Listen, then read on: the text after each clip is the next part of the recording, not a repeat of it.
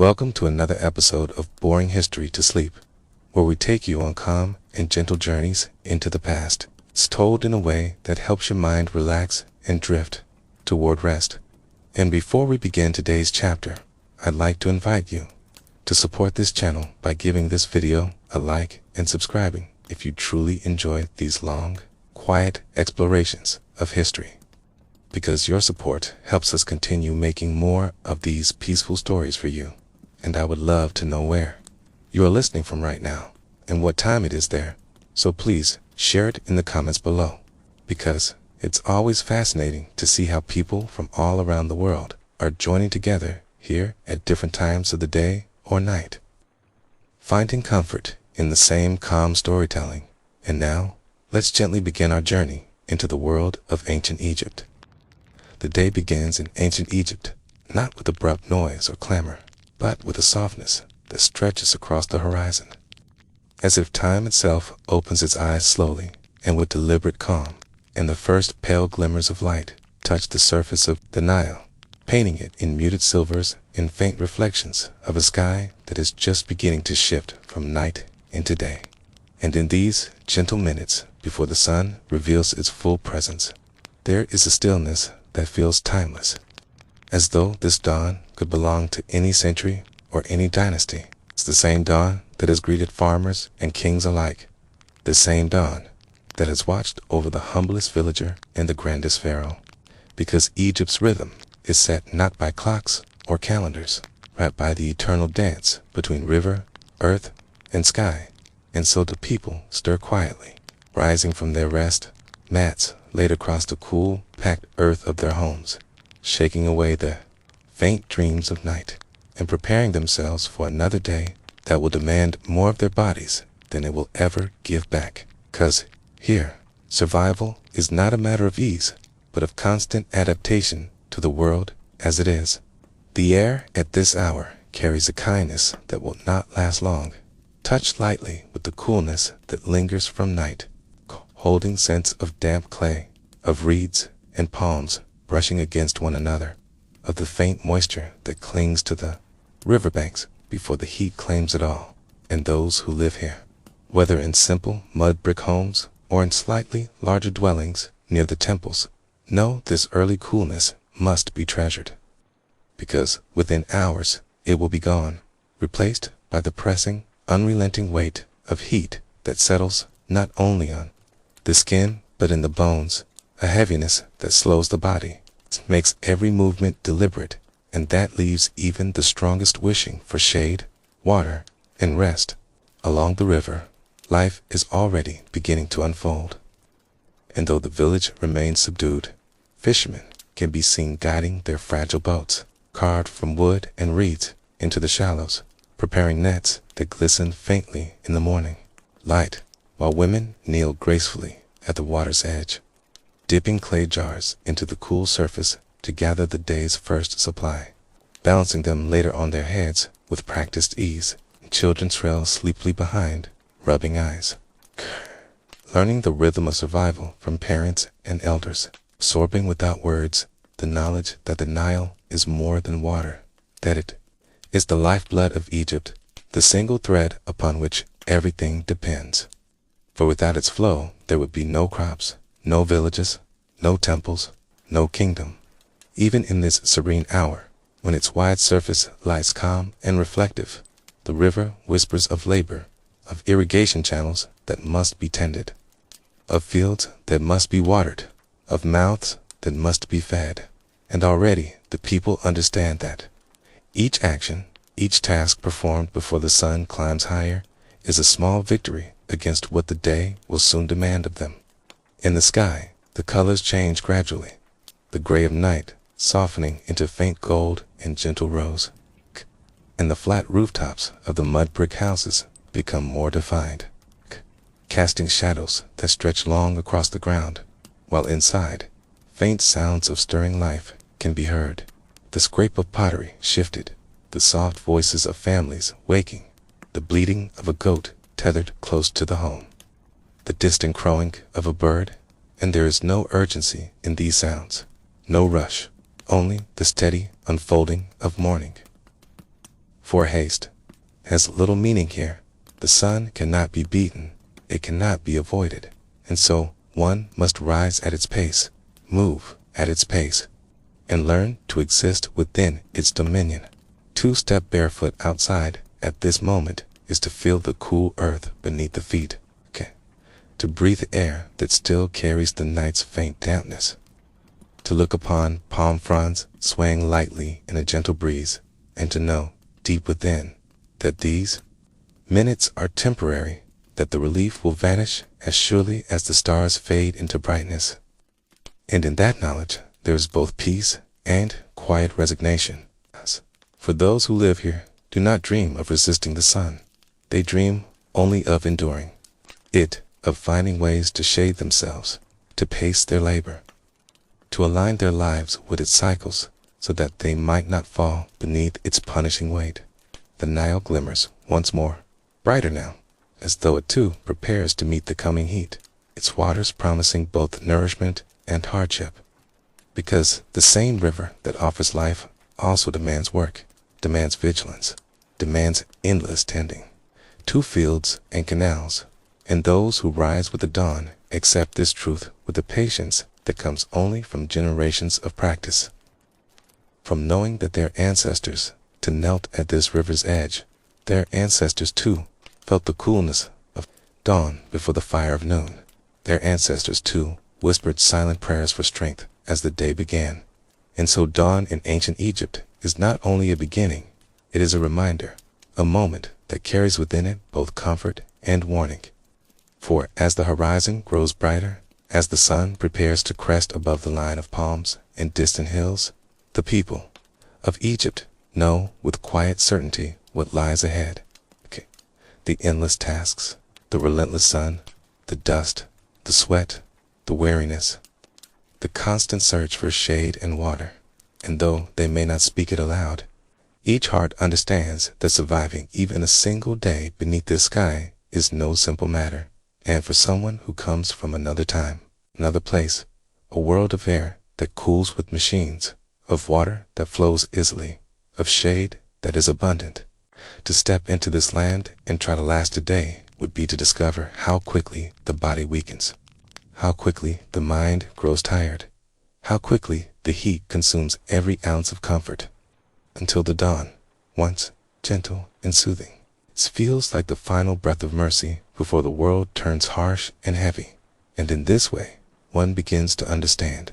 the rhythm of ancient Egypt,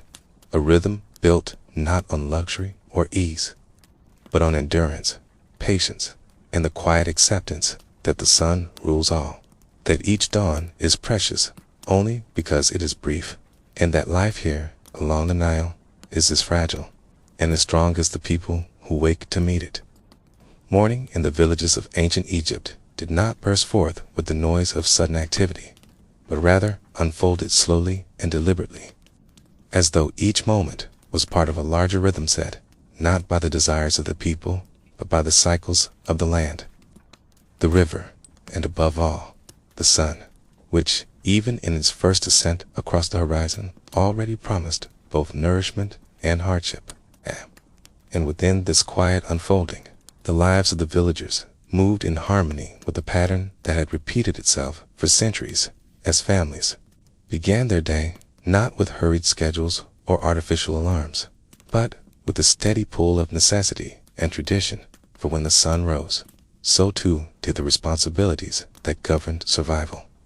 And every household knew its role within this delicate order. The mud brick homes, simple and sturdy, began to release their coolness from the night, their walls having absorbed the chill of darkness only to slowly surrender it as light crept further into the village. And inside these structures the people stirred, stretching limbs stiff from resting on mats woven from reeds, brushing away the dust that had settled during the hours of slumber, and whispering softly to one another in voices that carried no urgency, but only the calm acknowledgement that another day had begun, and that the same tasks that had shaped their parents' mornings, their parents before them, would now once again be their own. A man might rise first, his silhouette cast in dim light as he reached for the tools that leaned against the wall. It's a simple wooden hoe or plow that would accompany him to the fields, while his wife shifted to tend to the hearth, coaxing embers back to life with dried reeds so that a small fire could heat bread or thin porridge. The modest sustenance that would steady the body before labor. Hand nearby, children rubbed their eyes, reluctant yet accustomed, knowing that they too would be expected to carry water, to help their mothers grind grain, to chase after goats or geese that wandered too near the open paths, because in this world, work was not something reserved for adults alone, but something learned from the earliest years. It's ingrained into the fabric of life until it became as natural as breathing. Outside, the village paths were still quiet. The dust cooled beneath bare feet, though footprints from earlier risers could already be seen. Marks left by those who had gone ahead to the river, balancing jars carefully against shoulders or heads. Their journey both familiar and essential, for water from the Nile was the foundation of everything. And so, the simple act of drawing it each morning was a ritual that held the same weight as any offering at a temple. A silent recognition that the river's gift must be accepted daily, just as the sun's challenge must be endured daily. Chickens scratched at the earth, goats bleated softly, donkeys shifted in their enclosures, and the low hum of animal life merged with the first sounds of people greeting one another. Voices calm and steady, exchanging few words, for there was little novelty to share, only the knowledge that the tasks of the day waited for all. And though there was no rush in their steps, there was also no hesitation, for each person understood that to delay even slightly meant giving more of the day to the heat, which would eventually arrive like a weight pressing down upon the village, slowing hands, tiring feet, parching throats, until even the simplest task felt twice as difficult. And so, the wisdom of rising with the sun was not questioned, but accepted as an unspoken rule. One of many rules set not by men, but by nature. As the morning unfolded further, the village pathways grew busier, with women moving gracefully with jars of water balanced high, men walking with tools slung across their shoulders, children carrying baskets or chasing after animals, and in every motion there was the quiet rhythm of repetition, canned, of tasks performed countless times before, tasks so familiar they required no words, no instructions, only the instinctive memory of generations, and in that repetition lay both comfort and burden. For though life in the village was steady and predictable, it was also demanding, and those demands did not ease. They simply shifted with the seasons, with the rising and falling of the Nile, with the endless cycle of planting and harvest. The smell of baking bread drifted faintly from homes, mingling with the sharper scent of smoke from hearths, and though the food was simple, it was cherished, for it was fuel for labor, not indulgence, and each bite of barley bread or sip of tave, beer brewed from grain, was another step toward enduring what the day would bring. The sun climbed higher, and already the coolness of dawn was fading, its shadows shortening, the air warming noticeably with each passing minute, and the villagers, moving steadily through their tasks, did not pause to marvel at the beauty of light spreading across the land, for beauty was not their concern. Survival was, and the sun, though magnificent, was also merciless, a presence to be respected and feared as much as it was to be revered. To an outsider, the pace of the village might seem slow, even languid, but to those who lived it, every action was deliberate,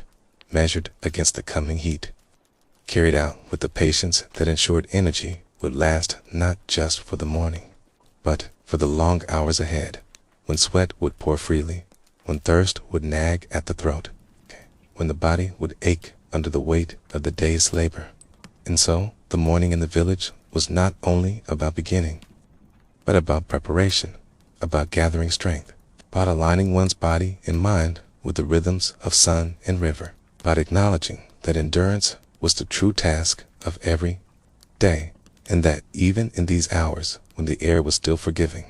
The knowledge of what lay ahead was always present, silent yet heavy, shaping every movement, every choice, every step. Thus, the village awoke, not with noise, but with quiet acceptance, with a calm that masked resilience, with a steadiness that revealed how deeply the people understood their land, their river, and above all, their sun. For to live here was to belong to these forces, and to rise with the sun was not a preference, but a necessity. It's a truth woven into the very essence of Egyptian life. As the sun climbs higher into the sky, the morning coolness that once wrapped the village in a soft, fleeting comfort begins to vanish, replaced gradually, yet with an undeniable certainty, by the weight of heat that seeps into every surface, every breath, every movement, until the world feels transformed into an endless oven beneath a merciless sky. And it is here, in these hours, when the sun ascends to its place of dominance, that one begins to understand why life in ancient Egypt required not only strength of body, but also strength of spirit. For the heat was not merely a passing inconvenience. It was a force that shaped every thought, every choice, every rhythm of the day. The mud brick houses, so cool at dawn, now begin to warm, their thick earthen walls absorbing the rays until the interiors no longer provide relief, but instead trap the heat, holding it within like a clay jar holding fire. And though the villagers continue their tasks, their movements grow slower, more deliberate, not from laziness, but from necessity. For to rush in such conditions would be to waste precious energy that must be conserved if the body is to endure the long hours ahead. Outside, the air thickens, shimmering faintly where the light strikes the packed earth of the village paths. And already the animals feel it, goats retreating toward the smallest patches of shade, donkeys lowering their heads, chickens seeking the shadows of walls, and in their behavior one can see a reflection of the people themselves,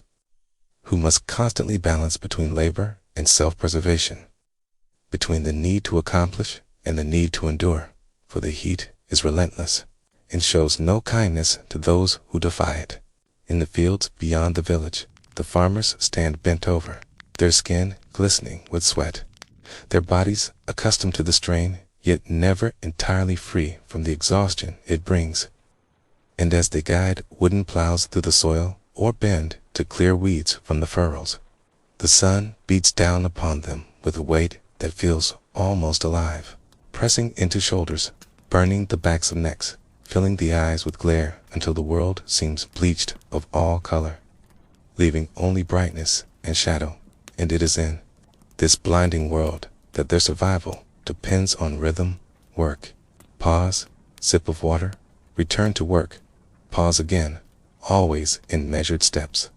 always in harmony with the limits of flesh, because to push too far would mean collapse, and collapse beneath this sky is not easily forgiven. The Nile itself, once glimmering in the soft dawn, now shines harshly, its surface broken into countless shards of light that dance and sting the eyes. Yet still the river is where many must go, carrying jars, filling them again and again, balancing them upon heads or shoulders as they walk carefully back toward their homes. The weight of water now doubled by the weight of heat pressing against every inch of the body. And though the steps are slow, they are steady, for the people know that water is as precious as shade, and both are needed if the day is to be endured. Within the village, craftsmen feel the rising heat as well. Those who work near ovens or forges suffering doubly as their labor places them close to fire, even when the air itself burns. Their hands darkened by smoke and sweat, their faces streaked with dust, yet they continue because to cease is not an option. And in this way, the heat becomes not only an element of nature, but a constant companion in every profession, in every duty, in every breath of life.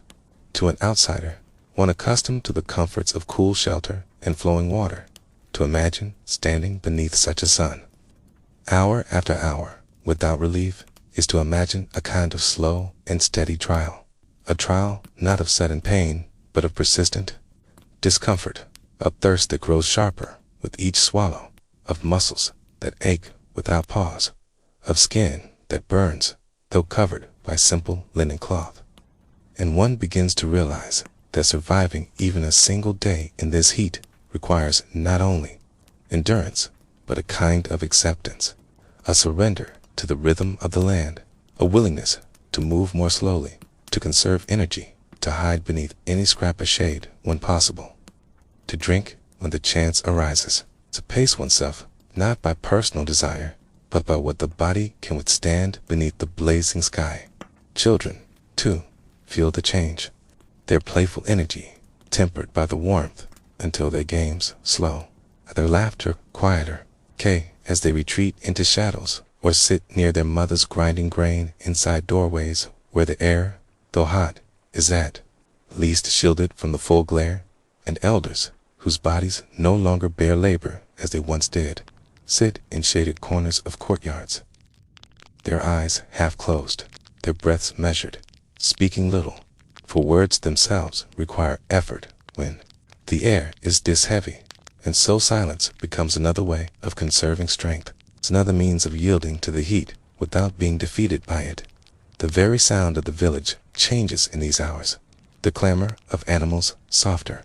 the voices lower, the scrape of tools against earth or stone slower, and above it all, the constant hum of insects rising with the warmth,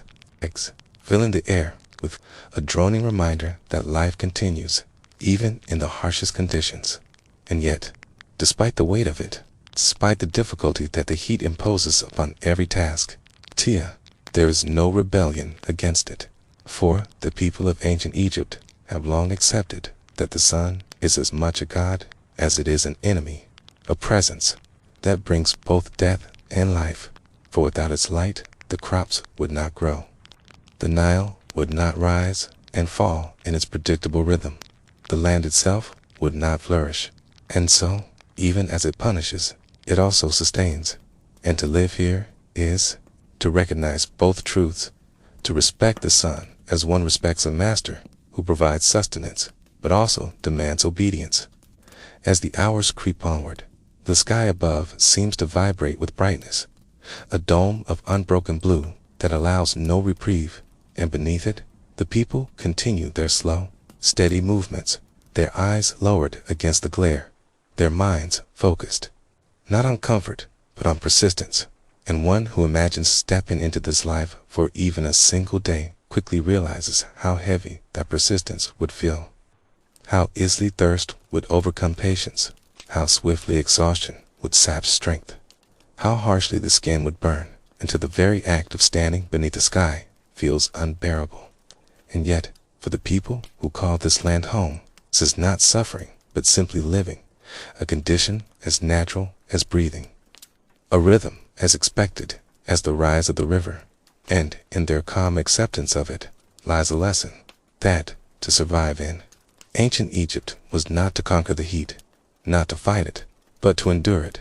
to bend with it, to move in harmony with it, to live each day beneath the blazing sky as though it were both trial and gift, a paradox that only those born here, shaped by this land, could truly understand. To imagine the life of an ancient Egyptian farmer is to imagine a body that wakes with the rising sun, shaped not by choice, but by necessity. For the land offers no indulgence, no kindness, only the chance to work and to endure. And in the fields, the farmer's daily struggle unfolds with a rhythm that is both timeless and unyielding. For every day that passes demands the same cycle of labor, plowing, sowing, watering, weeding, harvesting, and storing, a cycle bound to the seasons, yet also bound to the heat that dominates each moment beneath the open sky. And though farming might appear simple from a distance,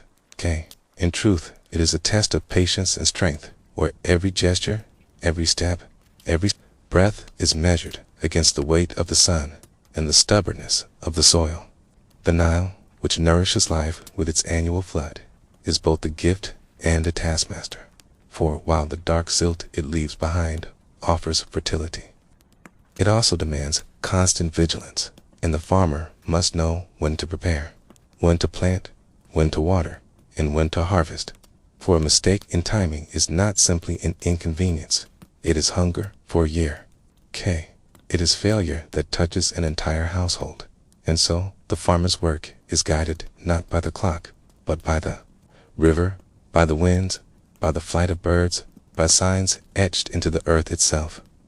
And this deep connection to nature makes the labor as much a spiritual act as it is a physical one. Yet beneath the harsh Egyptian sky, the body feels the true cost of such devotion. For the farmer bends again and again to pull weeds that spring up stubbornly among the crops, his back curving like a bow, his hands calloused, his skin darkened and toughened by years of exposure. And though his body is strong, it is also weary, for there is little rest, little shade, little escape from the endless work that the land demands. To plow the soil requires not only effort, but tools, and the wooden plow, simple in its form, drawn by oxen, whose own bodies glistened with sweat, cuts through the earth in slow, uneven lines, while the farmer follows behind, guiding, pressing, encouraging the animals forward, his steps sinking into the warm soil, his breath steady but heavy. And already, though the day is still in its early hours, the heat begins to cling, wrapping itself around his body, filling his lungs, and he knows that this is only the beginning, for the work stretches long into the afternoon. When the plowing is done, there is sowing, scattering seeds by hand, a gesture that seems gentle, yet is repeated hundreds,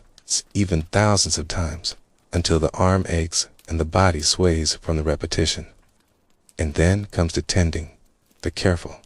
guiding of water from irrigation canals, for water must reach each plant evenly.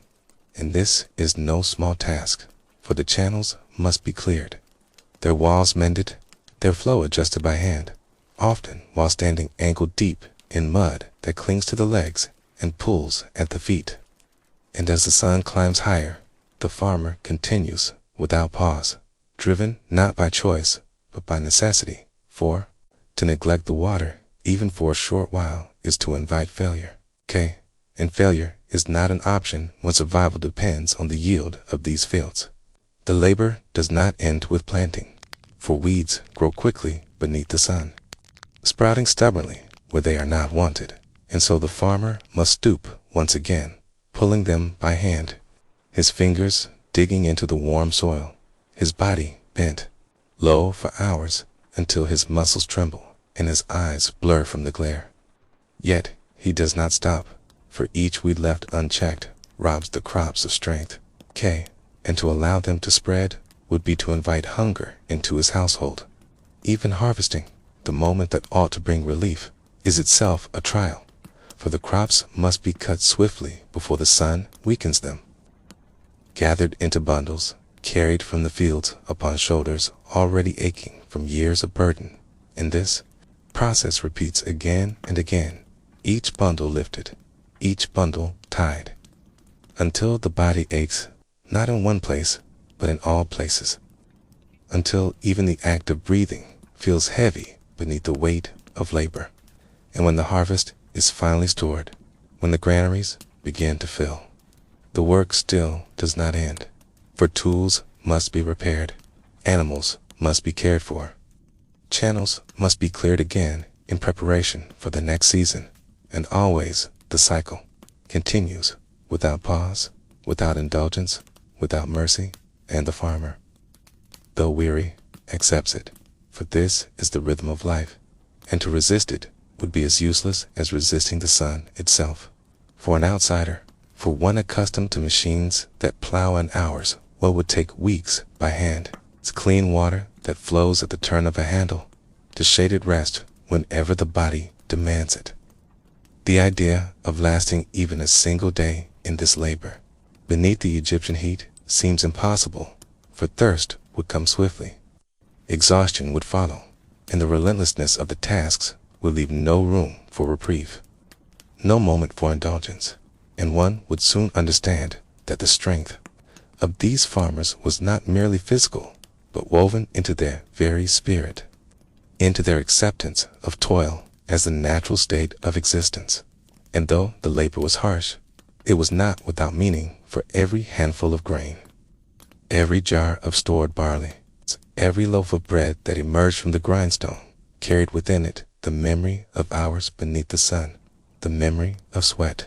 and strength, the memory of hands that had shaped survival from soil and water. And this gave the work a dignity, a solemnity, for the farmer was not merely working for himself, but for his family, for his village, for the continuity of life itself. Along the Nile, to stand in his place, even for a single day, is to feel not only the weight of the sun, but the weight of survival, the unending cycle of labor that demands devotion without rest. And though the body may falter, the work does not. And so one begins to understand that to be an ancient Egyptian farmer was to live in constant negotiation with the land, the river, and the sky, a negotiation that required not power over them, but harmony with them. And it is in this harmony, born of necessity and endurance, that life was sustained, though always at the cost of sweat, of effort, of days that stretched endlessly beneath the blazing sun. When we imagine life in ancient Egypt, it is easy to see only the monuments of stone, the temples and pyramids, carvings and paintings that seem timeless. But behind those grand images lies a much quieter story, the story of how ordinary people dressed their bodies and sheltered themselves against a climate that was often unrelenting, a climate where the sun could feel like a weight pressing down from above, and where shade was as precious as food or water. And to understand why you would not last a day in ancient Egypt's heat, one must imagine what it felt like to wake each morning knowing that clothing and shelter were not matters of style or luxury, but matters of survival. The clothing of ancient Egypt was simple, yet it was shaped entirely by the sun and the heat, for heavy garments would have been unbearable. And so, most people wore linen, a fabric made from the flax plant that grew along the Nile. In the process of turning those tall fibrous stalks into something that could be spun, woven, and softened into cloth was itself a laborious task, requiring hours of soaking, beating, and twisting, until the threads could finally be woven into sheets of fabric. And though the clothing produced from this was plain, it was light, and it allowed the skin to breathe beneath the punishing glare of the sun. For men, the most common garment was the shindit, a simple kilt wrapped around the waist and secured with a belt, while women often wore straight, sleeveless dresses that extended to the ankles. And, for both, the fabric was left uncolored, pure, white or pale in tone, for such colors reflected rather than absorbed the sunlight. And this practical simplicity was the difference between enduring the midday hours and collapsing beneath them. Children, particularly the young, often wore nothing at all until they reached adolescence. For clothing was not seen as necessary when the heat itself demanded exposure rather than covering. And so one might see groups of children running barefoot in the dust, their heads shaved or partly shaved to keep cool, the sun warming their skin as naturally as the earth warmed beneath it. And for an outsider unaccustomed to such minimal clothing, the idea of facing the sun with so little protection might seem unbearable. Yet for the ancient Egyptians, this was the rhythm of life, and the body adapted to it over years, though still always at a cost of sweat and exhaustion. For those of higher status, clothing might be adorned with pleats or finer weaves, and jewelry of gold, beads, and faience often decorated the body. Yet even then, the core principle remained the same: light fabric, minimal weight, and as much comfort as possible beneath the scorching sky. For no wealth or rank could alter the fact that the heat touched all bodies equally. And so, even the elite, in their airy robes and beaded collars, dressed with the climate in mind, first and foremost. But clothing alone could not protect one from the sun. And so, shelter was equally essential. And here too, we find that simplicity ruled. For most homes of ordinary Egyptians were built not of stone, but of mud brick, molded from Nile mud, mixed with straw, pressed into forms, and left to bake in the heat until they hardened. And though such bricks might crumble over years, they were cheap, they were plentiful, and most importantly, they provided insulation against the heat. A typical home was small, often just a few rooms, with walls thick enough to keep the sun's worst glare at bay, and windows narrow and placed high to limit the entry of direct light while still allowing some movement of air, though the air that moved through was often dry and heavy, offering little true relief. The roofs of these homes were flat, and in the cooler evenings, families might sleep upon them, the night breeze moving gently across the open sky. For inside the walls, the heat could linger even after sunset, and so the roof became not only a place of rest, but also a kind of refuge, a space where the body could finally escape the closeness of the clay walls. Inside, the rooms were sparsely furnished, for heavy furniture was rare, and mats woven of reeds often covered the floors, while simple stools and jars lined the corners. Here to the principle of survival shaped every choice, for too much clutter, too many objects would have made the small spaces stifling, and so households learned to live with little, for simplicity was the only way to remain bearable in such a climate. For those of higher wealth, villas with gardens, pools, and thicker walls could provide more comfort, yet even there, the architecture was designed to fight the sun, with the shaded colonnades, painted walls to reflect heat, and trees planted to provide patches of coolness. And in this way, we see again that no matter how rich or poor, the sun governed life. It dictated the very shape of homes, the very texture of clothing, the very rhythm of daily life. Imagine now being placed in such an environment with your modern body accustomed to air-conditioned rooms, to wardrobes filled with fabrics that insulate and protect, to houses designed with cooling systems that banish the discomfort of heat, and suddenly finding yourself in an Egyptian village, where the only shield between you and the sun is a thin strip of linen around your waist, where your home is a mud brick box that holds the heat long after the sun sets, where your only escape is to lie upon the flat roof and hope for a breeze. And you begin to understand why you would not last even a day, for the body would rebel against the exposure, the sweat would pour endlessly,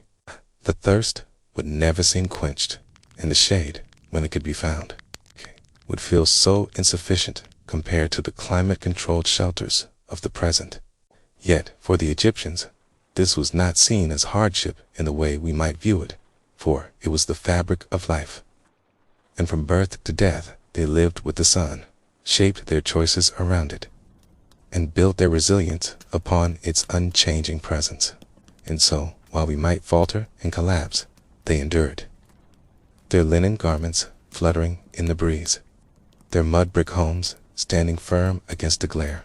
their very existence a testament to the human body's ability to adapt when survival demands it. When we think about how ancient Egyptians endured the relentless heat of their climate,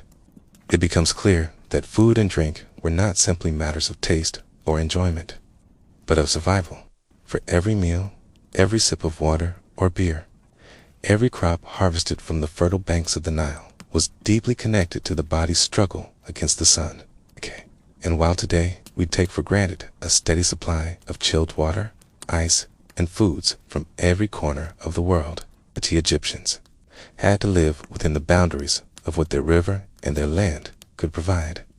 which meant that their diet was as much a response to the environment as their clothing or homes. The Nile, in all its seasonal rhythms, gave life to the crops that fed the population, and without it, there could have been no Egypt, no civilization rising in the desert, for it was the Nile's annual flood that brought rich black silt to the land, allowing barley, emmer, wheat, flax, vegetables, and fruits to flourish where otherwise there would have been nothing but sand and stone. And from this foundation came the foods that sustained millions over centuries, not gourmet delicacies, but simple staples designed to give energy to bodies working beneath the punishing sun. Chief among these staples was bread, made from emmer, wheat, or barley, ground into flour with stone corns, kneaded into dough, and baked in clay ovens. And though the bread was coarse, often full of grit from the grinding process, it was the heart of the diet, eaten at every meal, filling stomachs with something solid, something nourishing, something that could be carried to the fields and consumed while laboring under the glare of the midday sky. Alongside bread came beer, not the strong and hoppy drink of modern times, but a thick, porridge-like beverage brewed from barley, sometimes flavored with dates, and consumed by all, from peasant to pharaoh, not only as a source of calories, but as hydration, for water, while essential, was not always safe to drink, carrying the risk of disease, while beer, through its fermentation, was cleaner, safer, and provided steady energy for bodies drained by sweat. And so it was that Egyptians drank beer daily, sometimes as their main drink, its foamy density filling the gaps between meals and quenching thirst beneath the sun. Vegetables, too, played their role, grown in small garden plots irrigated with water from the Nile, where onions, leeks, garlic, lettuce, cucumbers, and beans thrived, their freshness offering some relief from the heaviness of bread and beer, and their pungent flavors adding taste to an otherwise repetitive diet, while fruits such as dates, figs, pomegranates, and melons brought sweetness that also hydrated, their juices cooling the body, even if only for a brief moment. And for those with access to luxury, honey could be used to sweeten foods, though for most it remained a rare treat. Fish from the Nile were common, caught in woven nets or with simple hooks, and while meat from cattle, sheep, and goats was eaten, it's rare for the common farmer, reserved mostly for festivals, offerings, or wealthier households, for animals were valuable not only as food, but as labor and resources. And so the ordinary laborer learned to live on bread, beer, vegetables, and the occasional fish, a diet simple but surprisingly effective at fueling the body's endurance. Yet food in ancient Egypt was not consumed in the leisurely manner we imagine at a modern table, for meals were shaped by the demands of heat, the hours of the day dictating when it was possible to eat, and in the heat of midday, heavy meals were avoided, replaced by lighter bites of bread or fruit, while more substantial meals came in the cooler evening hours, when the body could rest afterward without collapsing beneath the sun. Imagine, for a moment, waking in the morning in an ancient Egyptian village, the air already warm, though the sun has only just risen, and breaking your fast not with coffee or chilled milk, but with coarse bread dipped in beer, perhaps a few onions or figs if they are at hand, and carrying this sustenance with you into the fields, where the body will sweat and strain all day, and at midday pausing for a moment to chew again on bread, drink more beer, and perhaps taste a cucumber plucked fresh from the garden, before returning to work, your stomach never truly full, but never empty either. The rhythm of food tied not to indulgence, but to survival. To a modern body used to filtered water, 2 varied meals, 2 snacks taken in air-conditioned spaces, such a diet might feel monotonous, inadequate, even rough upon the teeth and stomach. Yet for the Egyptians, it was perfectly tuned to their environment, heavy in carbohydrates for energy, supplemented with vegetables for vitamins, hydrated through beer and fruits, and always available from the abundance of the Nile's floodplain. And this careful balance, while playing, was the difference between enduring the heat and succumbing to it. Yet here is where the modern traveler, thrust suddenly into that world, would falter. For without access to chilled water, without ice to soothe the throat, without light, varied foods to break the monotony, the mind would tire as much as the body, the endless repetition of bread and beer wearing down the will, the constant need to hydrate without ever feeling truly quenched, gnawing at the spirit, until one would realize just how deeply the Egyptians had adapted to a way of life where food was not a pleasure but a necessity, not an art but a tool of survival. And yet, even in this harsh reality, there was a kind of beauty, for food connected every person to the river, to the cycle of floods, to the gods themselves who were thanked for harvests, for fish, for fruits, and for the very beer that kept thirst at bay. And so eating was not simply physical, but spiritual, a reminder that survival in such heat was always a gift, always a matter of balance between humanity and the environment. And perhaps this is why, despite the challenges the Egyptians endured, their bread sustaining them, their beer refreshing them, their onions, dates, and melons soothing their bodies beneath the endless sky, a cycle so natural to them that it was scarcely questioned, but for us it would be overwhelming, draining, and nearly impossible to bear. To truly understand why you would not last a single day in ancient Egypt, one must step into the life of those who bore the greatest burden of the climate, the ordinary laborers, farmers, and craftsmen who worked from sunrise until the fading light, their bodies pushed against the unyielding strength of the sun, their survival entirely dependent on a balance of endurance, adaptation, and routine. For life in ancient Egypt was structured not around leisure, but around work that could not be delayed, whether it was tending crops in the fields, hauling stones for monumental projects, or crafting goods in workshops. And all of this unfolded under a sky that rarely gave relief, where shade was sparse, and where the idea of working indoors in comfort simply did not exist for the majority of people. And so, as the morning sun crept across the horizon, men and women were already beginning their tasks, knowing that every hour lost meant less food, less grain, less survival. And in this knowledge, work became both a necessity and a ritual, repeated endlessly through the seasons, always in partnership with the relentless heat. Farmers, who made up the largest part of the population, were most bound to this rhythm, their lives entwined with the Nile's floods. Planting and harvesting, dictated by the river's cycles. But when the flood waters receded and the land was rich with silt, they had to work quickly and without pause, plowing with simple wooden tools, often guided by oxen, sowing seeds, and irrigating fields by hand, lifting water with shadoos, long wooden poles with a counterweight and a bucket, swung back and forth from river to ditch, a task that seemed simple until you imagine repeating it hundreds, even thousands of times in a single day, the bucket growing heavier as your muscles ache, the sun pressing down upon you, the sweat blurring your vision,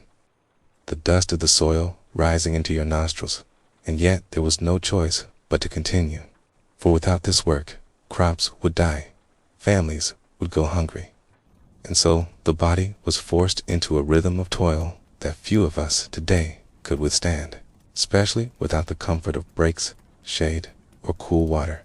Beyond the farms, there were the great construction projects that Egypt is still known for, its temples and pyramids and monuments that demanded endless labor, thousands of workers cutting limestone, dragging it on sledges, hauling it up ramps, and placing it with precision. And though these projects were feats of organization and skill, there were also feats of human endurance, where men spent days in quarries, swinging copper chisels against stone, their bodies exposed to the blazing light, the heat reflecting back from the pale rock so intensely that it burned the skin as if one were working beneath two suns. And in these conditions, the air was filled, not only with heat, but with dust, fine particles that clogged the lungs, leaving the throat dry, even when one had just drunk.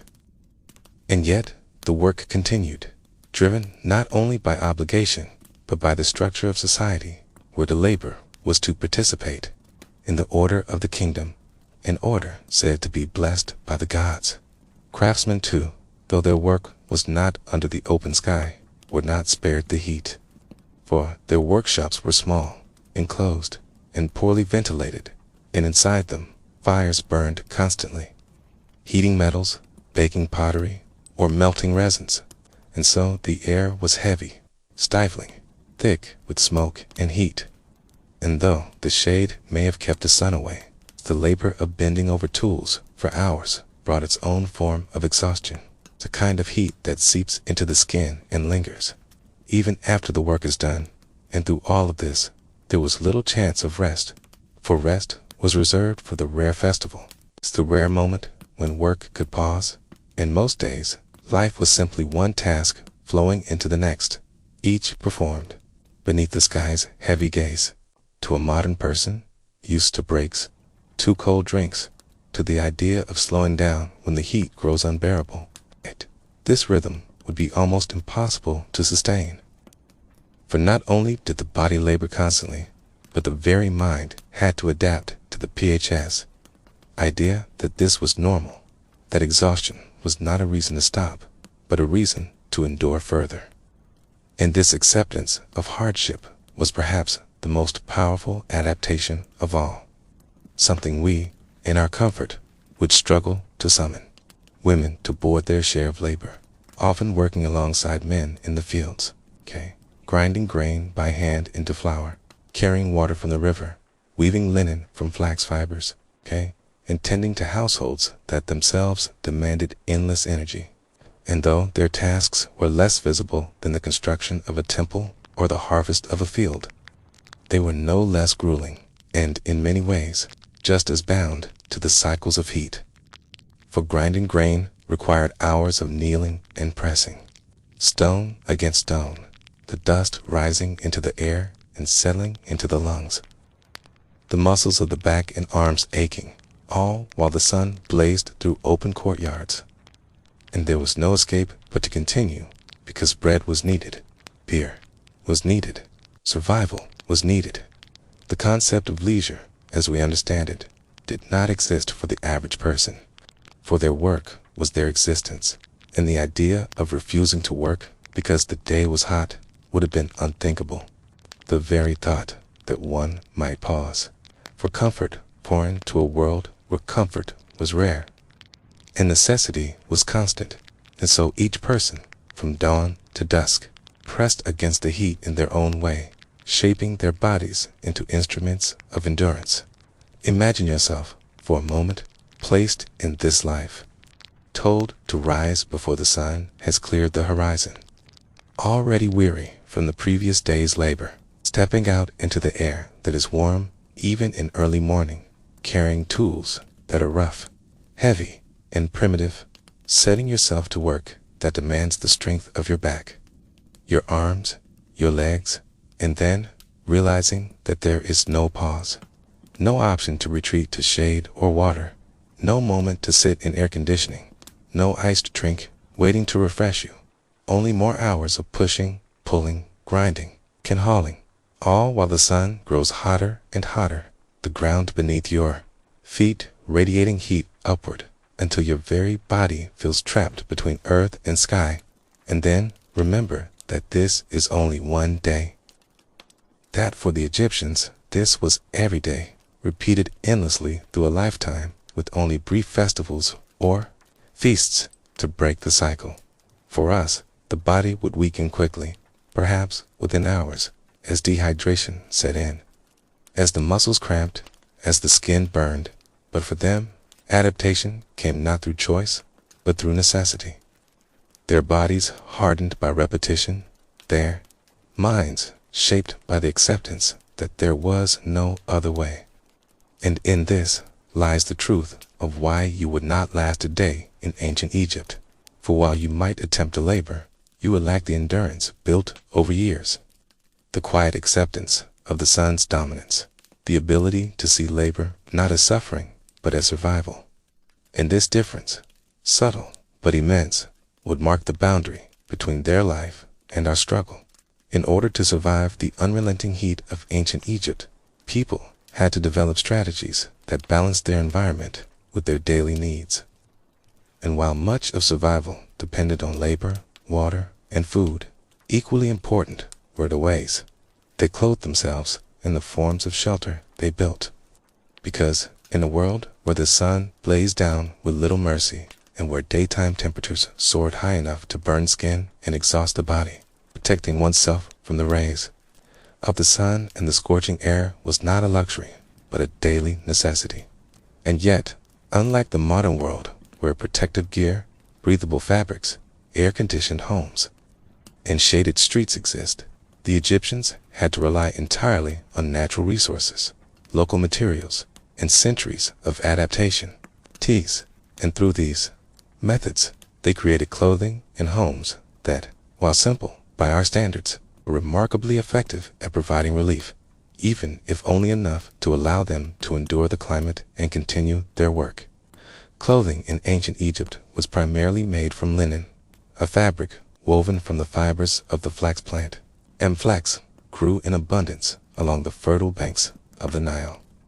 thriving in a moist soil and warm climate, making it the perfect material for a civilization built on agriculture. And linen was not only lightweight, but also breathable, allowing air to flow through the fabric and making it ideal for hot weather. Yet it was not soft or comfortable in the way that modern cotton feels. Instead, often rough, of course, and stiff, meaning that while it provided some protection from the sun and heat, it also rubbed against the skin, chafing and irritating, especially when sweat mixed with dust. And so, wearing linen was as much about practicality as it was about necessity, because nothing else available could serve the same purpose. The style of clothing was also dictated by the climate, with most men wearing short kilts or loincloths, simple rectangles of linen wrapped around the waist, leaving the chest bare to allow heat to escape, while women often wore longer sheath dresses that clung to the body, sometimes with straps over the shoulders. And though these garments might seem elegant in paintings and carvings, in daily life they were far from glamorous, constantly gathering sweat, sticking to the body, and requiring frequent washing, which itself was done by beating the linen against rocks in the river, And so every piece of clothing was hard-earned, both in its making and in its maintenance.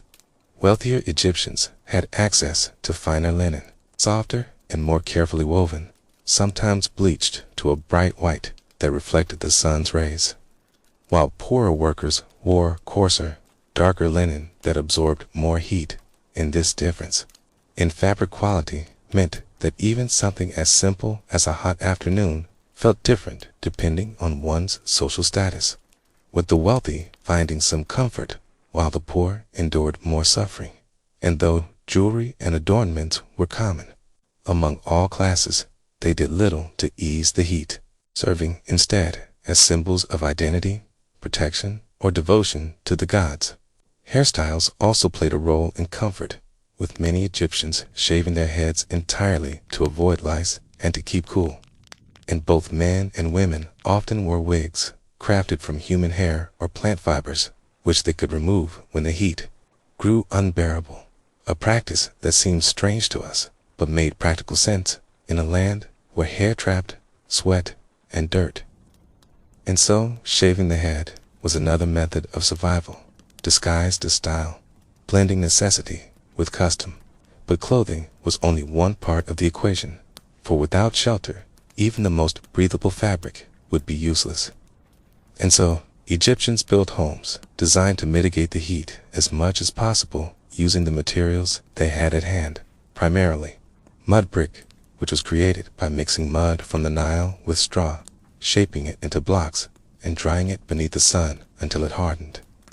And though this might seem fragile compared to stone, mud brick was cheap, abundant, and surprisingly effective at keeping interiors cooler than the outside air, because the thick walls absorbed heat slowly, delaying its transfer from the blazing outdoors to the shaded rooms inside. And this natural insulation made mud brick houses both practical and efficient, though still far from comfortable by modern standards. Most houses were small, with few windows to limit the amount of sun entering, and the windows they did have were narrow slits placed high on the walls to allow ventilation without letting in too much light or dust. And roofs were flat, often used as additional living space during the cooler evenings when families would climb to the roof to sleep under the stars, escaping the stifling heat trapped inside the rooms below. And this rooftop life became part of the rhythm of survival, as entire families, sometimes entire neighborhoods, spread across rooftops at night, resting together in the open air, trading the protection of walls for the relief of a breeze. Inside the homes, furniture was minimal, often limited to simple stools, low beds, and red mats, because in the oppressive heat, clutter was not only unnecessary, but also suffocating. And the simplicity of the space made cleaning easier and airflow freer, though the air inside was often still heavy and hot, forcing many to spend their daylight hours outside despite the blazing sun. The wealthier classes, of course, had larger houses with multiple rooms, sometimes even 2 stories, and they could afford thicker walls, shaded courtyards, cative gardens, with pools that not only provided beauty but also humidity and cooling. And these homes offered a level of relief that ordinary mud brick huts could never match. Yet, even the grandest homes were still subject to the power of the Egyptian sun, and no one, regardless of wealth, could entirely escape the climate. Alongside shelter and clothing, the Egyptians also relied on daily habits to manage the heat, adjusting their schedules so that the most demanding labor often occurred in the early morning or late afternoon, with midday reserved for lighter work, whenever possible, though this was a luxury more accessible to the privileged than the laboring class. For farmers, builders, and servants had no choice but to endure the hottest hours of the day, their only relief being the shade of a palm tree, or the cool touch of Nile water when they could steal a moment to drink or bathe. In truth, survival in this climate was not about comfort, but about endurance. And while clothing and shelter provided some relief, they were never enough to make the heat disappear. Only enough to allow the body to continue functioning, to give just enough protection to keep the skin from burning and the body from collapsing. And this fragile balance is what allowed Egyptian society to thrive despite an environment that could easily overwhelm the unprepared. Imagine yourself placed in such a life with only rough linen wrapped around your waist, dust sticking to your skin as sweat runs down your back, the sun pressing against you like a weight, and when you return to your home for shade, you find only a small mud brick room, the air thick and warm, the floor bare.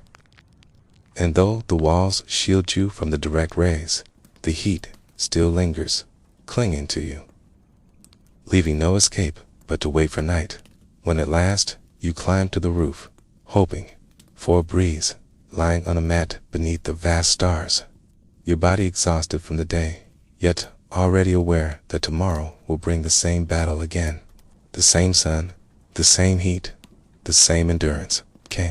And in this moment, you will realize that without years of adaptation, without the resilience that the Egyptians developed as part of their very culture, you would not last for every detail of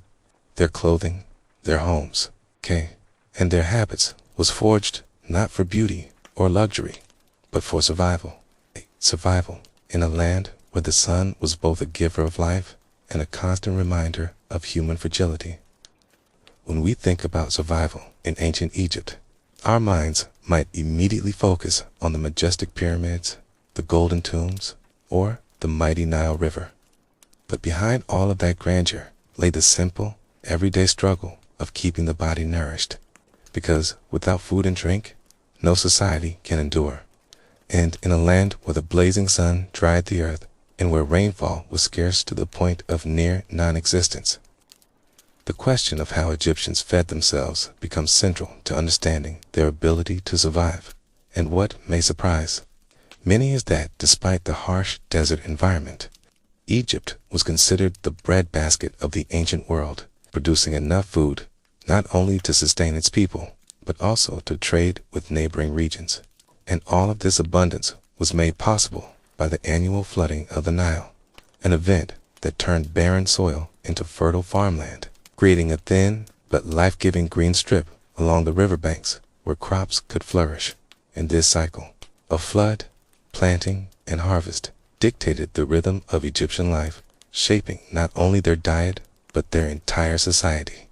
The staple of the Egyptian diet was bread, made primarily from emmer wheat, hardy grain well suited to the environment, and producing this bread was no easy task, 'cause first the wheat had to be harvested by hand with sickles, then threshed to separate the grain from the stalk, ground with heavy stone querns into flour, and finally mixed with water and baked in clay ovens.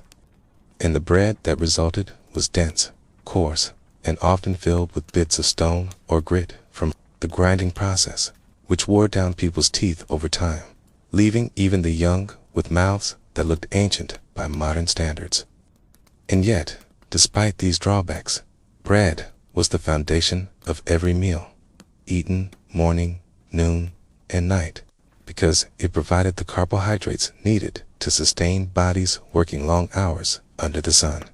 Alongside bread, beer was another essential element of the Egyptian diet. And unlike the strong alcoholic drink we think of today, Egyptian beer was thick, cloudy, and more like a liquid bread than a beverage, brewed from barley loaves that were partially baked, crumbled, and left to ferment in water, producing a nutritious, calorie-rich drink that quenched thirst and provided energy. And because the Nile water could not always be trusted to be clean, beer was often safer to drink, making it a daily staple consumed by both adults and children, a constant presence in Egyptian life, so much so that workers on royal tombs and pyramids were often paid in rations of beer and bread rather than money, showing just how central these two items were to survival. But while bread and beer were the foundation, they were not the entirety of the diet, for Egyptians also cultivated a wide range of vegetables, including onions, garlic, leeks, radishes, and cucumbers, all of which grew well in the fertile soil after the floods, and these vegetables were eaten raw, cooked, or stewed, providing vitamins and flavors that broke the monotony of endless bread. Canna onions, in particular, were so valued that they were considered offerings to the gods, and often placed in tombs, thought to provide strength and eternal sustenance for the soul. Fruits were also an important part of the Egyptian diet, with figs, dates, and grapes being the most common. Figs were sweet, nourishing, and easy to dry and store for long periods, while dates, harvested from the towering palm trees that lined the Nile, provided natural sugar and energy, and grapes, though consumed as fruit, were also used to make wine, which was more of a luxury item enjoyed primarily by the wealthy, since beer was far more accessible to the common people, and these fruits added variety and much-needed nutrition to meals, though they were seasonal and depended on careful cultivation. Protein came from a mix of sources, with fish being the most common due to the Nile's abundance, as fishermen used nets, hooks, kank, and even harpoons to catch tilapia, catfish, and other species, which they either cooked fresh or dried and salted for preservation, and this steady supply of fish provided much-needed protein for ordinary Egyptians, though it too came with risks, as working on the river exposed fishermen to dangers like crocodiles and hippos, creatures that could overturn boats and threaten lives. Yet despite this, fish remained a vital part of the diet. Meat, on the other hand, was less common for the average Egyptian, as cattle, sheep,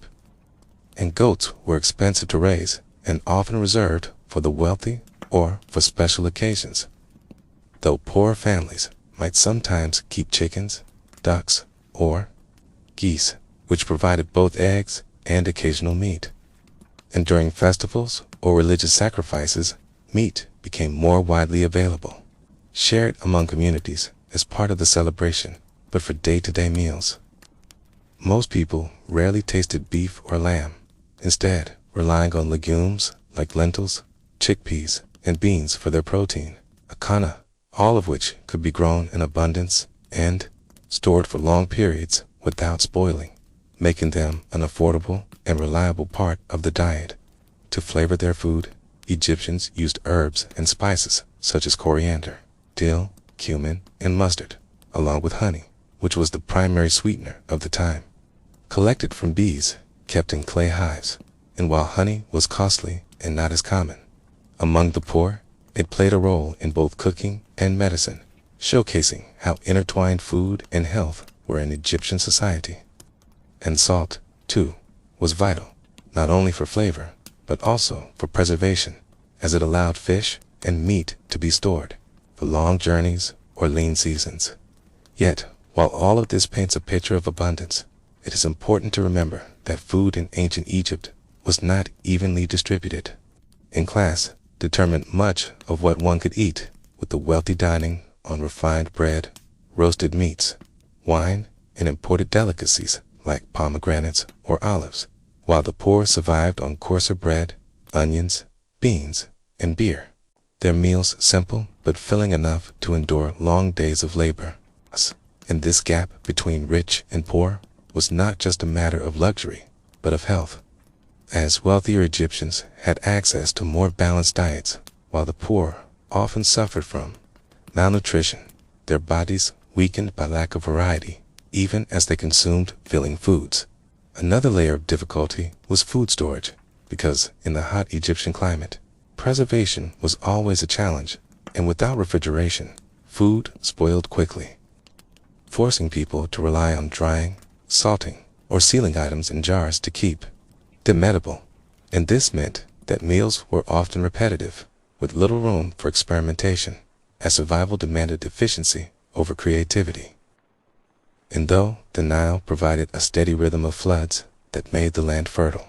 if those floods failed or were too weak, famine could strike with devastating consequences, leaving entire regions hungry and desperate. A reminder of how fragile even the most productive agricultural system could be when tied so closely to the whims of nature. For an outsider dropped into this world, the adjustment would be brutal, because you would wake up to a breakfast of coarse bread and beer. Find yourself chewing through grit that scrapes your teeth, washing it down with a thick, yeasty liquid that tastes nothing like modern drinks. And as the day went on, your meals would offer little variety, with onions, beans, and perhaps a few figs if you were lucky, while meat would be rare, perhaps tasted only during a festival, and the lack of modern flavors, refrigeration, and processed foods would be jarring, forcing you to confront the reality of a diet built entirely on necessity and availability, a diet not designed for pleasure, but for survival. And in this reality, you would quickly realize that you would not last long without craving the comforts of modern food, the safety of clean drinking water, and the diversity of flavors we now take for granted. And yet, despite these challenges, the Egyptians thrived, building one of the greatest civilizations in history. Their survival tied directly to their mastery of the Nile, their ingenuity in farming, and their resilience in making the most of what the land could offer. And it is this resilience that allowed them to endure generation after generation, proving that survival is not about comfort, but about adaptation. And in a land of endless sun and desert, food and drink were the daily victories that kept life moving forward. When we think about ancient Egypt, it is easy to be dazzled by the monuments that still stand today, the pyramids rising against the horizon, the towering temples carved with hieroglyphs, and the colossal statues of pharaohs gazing out over the desert sands. But behind this grandeur lay the unrelenting reality of work and labor.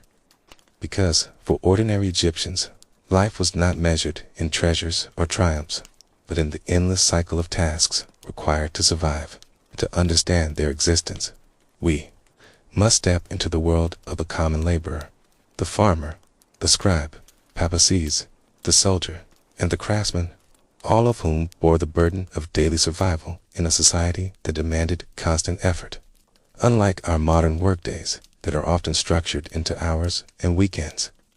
the labor of ancient Egypt was dictated by the rhythms of nature and the Nile, because when the river flooded, fields could not be worked. So farmers were often drafted into state labor projects, building canals, temples, or tombs, while during the planting and harvest seasons, they toiled from sunrise to sunset, bending over the soil under a relentless sun. Their lives bound to the success of their crops, because without the harvest, not only their families, but the entire society could suffer, and this dependence on the river made agricultural labor not just exhausting, but deeply uncertain, because a weak flood could mean famine, while a strong one could sweep away months of work, leaving fields waterlogged and useless. Imagine waking before dawn, the air still cool before the heat begins to rise, and setting out with your tools, wooden plows pulled by oxen, sickles for cutting grain, baskets for carrying reeds or soil, all of it simple, heavy, and inefficient by our standards, but vital for the survival of your family. And as the day progressed, the sun would beat down mercilessly, forcing you to continue regardless, because there were no choices, only the endless repetition of labor. And, to make matters worse, much of this labor was not for personal benefit, but for the state, because Egypt ran on a system of taxation that was not paid in money, but in grain, livestock, and labor itself, meaning that part of every harvest was taken to feed the temples, the army, and the elite, while part of every season's work was devoted to state projects. So even when you were exhausted, your body sore from bending and lifting, you might be summoned to work on the pharaoh's construction, carving stone, hauling blocks, or digging irrigation channels, all of it under the watchful eyes of overseers who made sure you did not slack. For those who worked on Egypt's massive building projects, the experience was grueling, And although popular imagination once described pyramid builders as slaves, historians now know that they were mostly conscripted peasants and farmers, ordinary people drafted into labor as a form of tax, organized into rotating teams who lived in temporary workers' villages near the construction sites, where they were fed rations of bread, beer, and onions to fuel their exhausting work. And, while this might sound harsh, many of these workers seem to have been treated relatively well compared to slaves in later empires, with medical care and basic shelter provided, because the state understood that dead workers built no monuments. But make no mistake, the work itself was brutally hard, with men dragging multi-ton blocks of limestone on sledges over ramps, cutting stone with copper chisels, and hauling baskets of rubble in the blistering sun, their bodies breaking down under the relentless demands of construction, leaving behind skeletons that show signs of arthritis, broken bones, and lifelong wear. For artisans and craftsmen, work was no less demanding, though it required different skills, as they spent long hours carving statues, painting tomb walls, weaving cloth, or making pottery, often in workshops tied to temples or palaces. And while their work required talent and precision, it was still bound by repetition and expectation, with little room for artistic freedom, because everything had to conform to strict styles and traditions that honored the gods and the pharaoh, meaning that even creativity was labor bent to the will of the state. Why, for scribes, who enjoyed higher status because of their ability to read and write, work meant long hours hunched over papyrus scrolls, copying texts, recording taxes, and writing decrees, their backs bent, their fingers cramped, their eyes strained from poor light, and while they avoided the physical strain of farm or construction labor, their work was just as exhausting in its own way,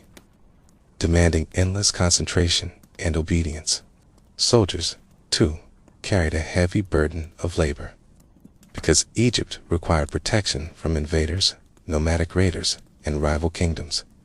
And being a soldier meant long marches through desert heat, carrying heavy weapons and shields, drilling in formation, and enduring harsh discipline, often 4 years away from home. And while some soldiers were rewarded with land or spoils, many returned, wounded, or never returned at all, their lives consumed by the labor of war. For women, work did not mean rest either, because while men labored in fields, quarries, or construction sites, women carried the burden of domestic survival, grinding grain into flour, baking bread, brewing beer, weaving linen, caring for children, and hauling water from the river. All of it physically taxing, repetitive, and essential. And while these tasks might seem less visible than hauling stones for a pyramid, they were equally vital, because without them, households would collapse, and survival would be impossible. And the weight of these duties meant that women, too, lived lives of endless work. Their bodies worn down by childbirth, grinding labor, and poor nutrition. Across all levels of society, even among the elite, work was never far away. Because while nobles and priests avoided manual labor, they carried the burden of managing estates, overseeing workers, or performing religious duties. And though their lives were far more comfortable, the expectation of constant responsibility was still present, showing that in Egypt, labor was the foundation of existence, woven into the lives of all classes, whether physical, mental, or spiritual. For a modern outsider dropped suddenly into this world,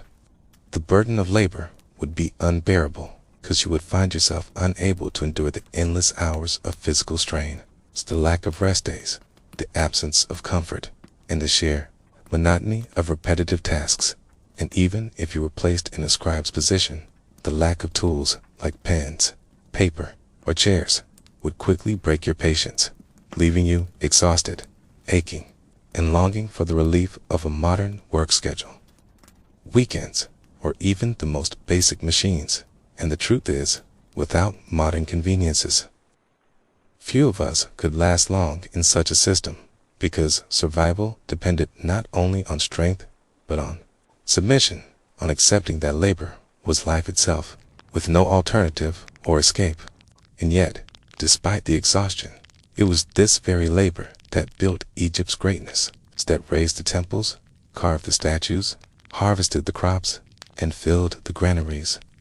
making possible the civilization that continues to awe the world. And though we admire the pyramids, the temples of Karnak, and the treasures of Tutankhamun, we must remember that behind every stone, every carving,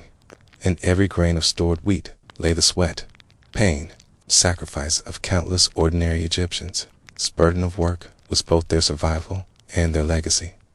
And it is in this realization that we understand the true weight of their world, because Egypt was not built by kings alone, but by the endless labor of its people, a truth as timeless as the monuments they left behind. Although the life of an ordinary Egyptian was defined by relentless labor, from tending fields to hauling stones under the unforgiving sun, it is important to remember that even in such a demanding society, people sought moments of escape, and entertainment and leisure served as essential relief from the endless cycle of survival. Because without diversion, the human spirit quickly crumbles. And so we find that across Egypt's long history, men and women alike carved out time for games, festivals, music, and storytelling, weaving joy into lives otherwise dominated by duty and toil. And in examining these pastimes, we begin to see how the Egyptians balanced survival with celebration, how they escaped, even briefly, the weight of their burdens, and how these escapes reveal much about the universality of human needs. At the most basic level, leisure appeared in the form of games, and among the most famous was Senet, a board game found in tombs, temples, and private homes. A grid of 30 squares upon which pieces were moved according to throws of sticks or knucklebones. And though at first it seems like a simple pastime, Senet carried deep symbolic meaning, representing the journey of the soul through the afterlife, meaning that every throw of the pieces was more than chance. It was a rehearsal for eternity. And yet for the players, it also provided laughter, rivalry, and relief from monotony. And Senet was not alone, because other games such as Memen, which involved a coiled serpent board, and simple games with dice-like bones, were played by children and adults alike, showing that Egyptians, like people everywhere, delighted in play, competition, and the excitement of risk. Beyond the home, leisure often took the form of physical activity. with men practicing wrestling, archery, and boat racing, sometimes for training, but often for amusement, while children played chasing games, mock fights, and sports resembling modern handball, their laughter carrying across dusty courtyards. And we even find depictions of juggling and acrobatics, suggesting that skillful performance entertained both the poor and the elite. Because to watch a person balance impossible objects or twist their body into extraordinary forms was as thrilling in ancient Thebes as it is today in a circus or festival, and for many, simply gathering in groups to watch, cheer, and participate created bonds of community, proving that leisure was never just personal, it was shared, woven into the fabric of society. Music and dance played an equally vital role in Egyptian leisure, because though their instruments were simple lyres, flutes, drums, and rattles, their songs carried people away from hardship into moments of rhythm and harmony and weather. In the taverns of village streets, where ordinary men and women gathered to drink beer and sing together, or in the great festivals of the temples, where professional musicians and dancers performed for the gods and the crowds. Music was ever present, a universal escape, and we find that dancing, especially by women, held a special role in festivities, with swirling skirts, flowing arms, and rhythmic steps, creating joy that pulled people out of daily drudgery, making the body itself an instrument of freedom. And one can almost imagine the evenings along the Nile, lanterns flickering, the smell of beer and bread in the air, as neighbors gathered to sing, clap, and laugh, forgetting, if only for a few hours, the endless labor that defined their days. Religious festivals, perhaps more than any other form of leisure, offered the Egyptians escape on a grand scale, because while they were rooted in devotion, they also brought communities together in mass celebration, with processions, feasts, music, and ritual for ordinary villagers. These festivals were often the only time of year when they could eat lavishly, drink freely, and indulge in joy without fear of reprimand. And festivals for gods like Hathor, Bastet, and Osiris often turned into exuberant occasions filled with dancing, singing, and drinking, sometimes to the point of wild abandon. And these celebrations served not only to honor the divine, but to release the tensions of human life, to remind people that joy and community were also sacred,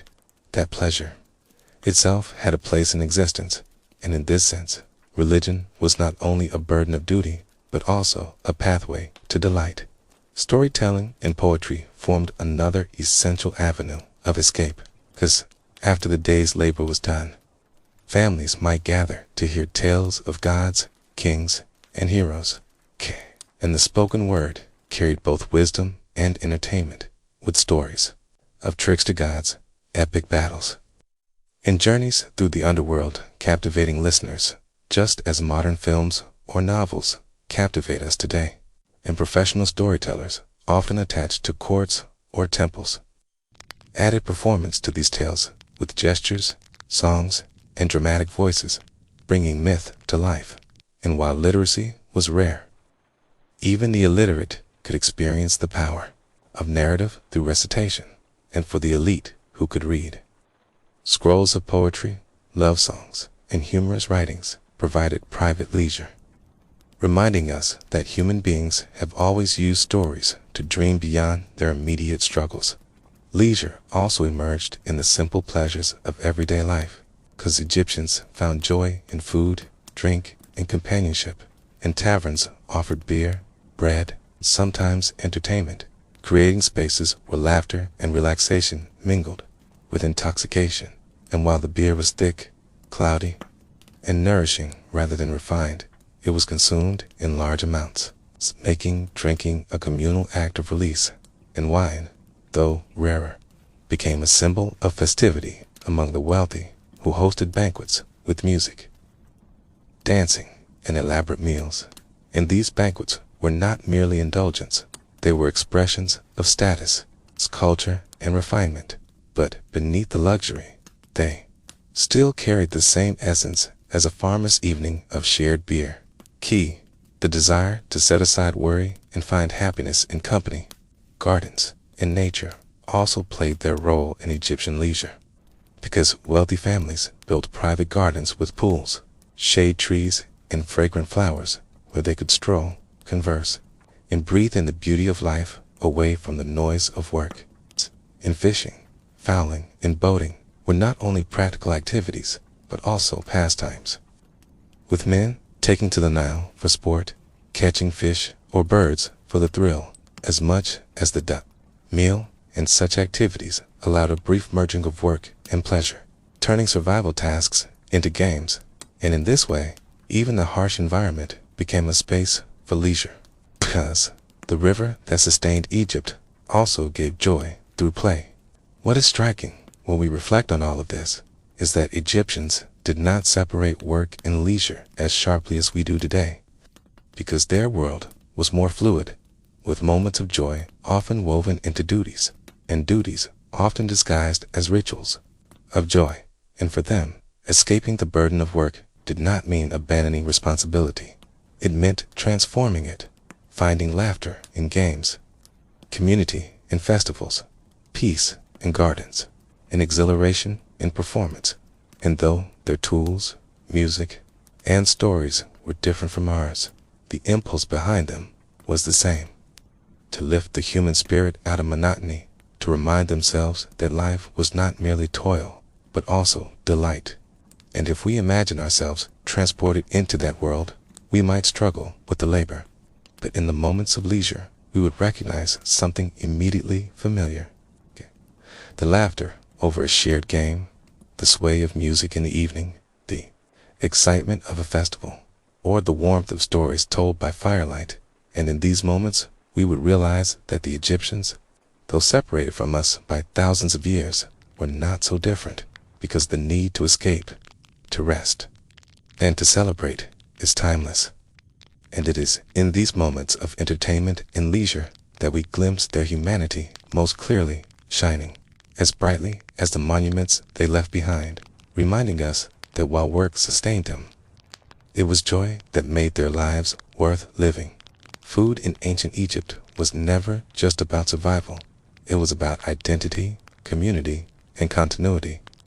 because what people ate, how they prepared it, and where they shared it, reflected not only the land they lived in, but also the values they held. And when we look closely at Egyptian dining, we see not only the staples that sustained life along the Nile, but also the rituals and traditions that bound families, neighbors, and entire communities together. It's making the act of eating a deeply cultural event as much as a practical necessity.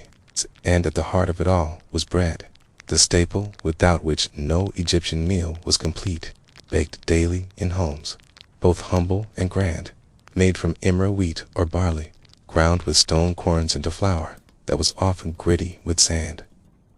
Meaning that over years, Egyptian teeth wore down from chewing, yet still bread remained indispensable, taking many forms, from flat loaves to round buns, flavored with honey, dates, or herbs, sometimes dense and plain for ordinary meals,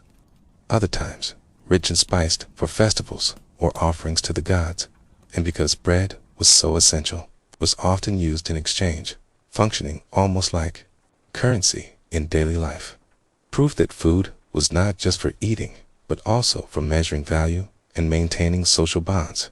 Alongside bread, beer was the drink of the people, consumed by both rich and poor, men, women, and even children. Brewed, thick and cloudy, rich in nutrients, often flavored with dates or herbs, and more liquid food than a light drink. Beer provided calories, hydration, and a sense of comfort. Taverns across villages became centers where Egyptians relaxed with beer, discussed daily matters, and joined in community. And while the wealthy preferred wine, especially from the Delta and imported from abroad, beer remained universal, filling clay jars in homes, temples, and work camps alike, so that no matter how harsh the desert or demanding the labor, Egyptians could always count on bread and beer to restore their strength and spirit. But their meals went far beyond these staples. 4 vegetables played a huge role in their diet, with onions, garlic, leeks, and cucumbers forming common fare. Eaten raw, roasted, or stewed, and lentils, chickpeas, and beans provided protein to supplement what meat could not, while lettuce, which they believed had associations with fertility, often appeared in meals and rituals alike, and fruits such as figs, dates, grapes, and pomegranates brought sweetness to the table, eaten fresh or dried for storage, proving that Egyptian cuisine, though simple by modern standards, was diverse and resourceful, making full use of what the Nile's floodplains and trade could provide. Fish and fowl were also central, for the Nile and its marshes teemed with life, offering catfish, tilapia, perch, and eels caught with nets, hooks, or even by hand, roasted or dried for preservation, while ducks, geese, quail, and even pigeons were hunted or raised, their meat roasted on spits or cooked into stews. And though beef and mutton were rarer among the poor, reserved for the wealthy or for ritual sacrifice, they still represented aspiration, symbols of abundance and status, and the discovery of butchered bones in villages shows that on occasion, even the less fortunate could partake in meat during festivals or community feasts, reminding us that dining was also about sharing wealth, however limited, across the social spectrum. Seasonings and oils completed the picture because Egyptians loved flavor, and though they lacked chili or exotic spices we know today, they used coriander, cumin, dill, fenugreek, and mustard, along with honey as the primary sweetener, and salt from desert mines preserved fish and meats, while olive oil, sesame oil, and castor oil were used for cooking and lamplight, turning the simple act of preparing food into something more artful, and for wealthier households, imported. Delicacies like cinnamon or incense-based flavors were rare but valued, offering exotic tastes that marked the difference between elite and ordinary meals. Dining in Egypt was not just what was eaten, but how it was shared, and households often gathered on mats or low stools, with food placed in communal bowls, from which family members dipped bread or hands, reminding us that eating was an intimate act of unity. And while utensils like spoons existed, most food was eaten with fingers or bread used as a scoop, emphasizing closeness. And in the homes of the elite, banquets became elaborate affairs with entertainers, musicians, dancers, and perfumed oils, where wine flowed freely and food was presented in abundance. Yet, even these grand events reflected the same principle as a peasant family's modest meal. The idea that food brought people together, dissolved daily struggles, and reaffirmed bonds of kinship and friendship. Rituals of dining also extended into religion and death, for offerings of bread, beer, meat, vegetables were placed in temples before statues of the gods, believed to sustain divine presence. Tombs were stocked with food, jars of beer, and even models of servants preparing meals, showing that the deceased would never hunger in the afterlife. And these practices remind us that Egyptians saw food as more than nourishment. They saw it as a bridge between the mortal and eternal, the living and the divine, the present and the future. Because to eat was not only to live, it was to honor the gods, ancestors, and community. What is perhaps most striking is the social aspect of dining, for food acted as an equalizer as well as a divider, because while the wealthy had access to delicacies and banquets, the poor still shared in the same core staples, and during festivals, communities often came together, distributing bread, beer, and meat, so that even those who normally struggled could taste abundance. And this collective experience turned dining into a statement of unity, showing that while status shaped diet, at the heart of Egyptian life was the recognition that food, in its most essential forms, belonged to all. And no celebration, no religious ritual, no household could exist without its sharing. Archaeological finds, from kitchens, storage jars, and even coprolites, the remains of human waste, give us glimpses into this diet, confirming the dominance of bread and beer, the use of vegetables, the occasional indulgence of meat, and the creative preparation of meals. But beyond the scientific details, these remains reveal a culture of resilience, because Egyptians faced a harsh environment, yet, through clever farming, irrigation, and preservation, they not only survived, but created a cuisine that supported one of the greatest civilizations. In history and in their food, we see their ingenuity, their community, and their humanity. And when we imagine the scene, whether a farmer breaking bread with his children after a long day in the fields, or a noble reclining at a banquet while dancers entertained and servants poured wine, we can feel the same emotions that surround our meals today: the relief of hunger satisfied, the joy of flavors shared,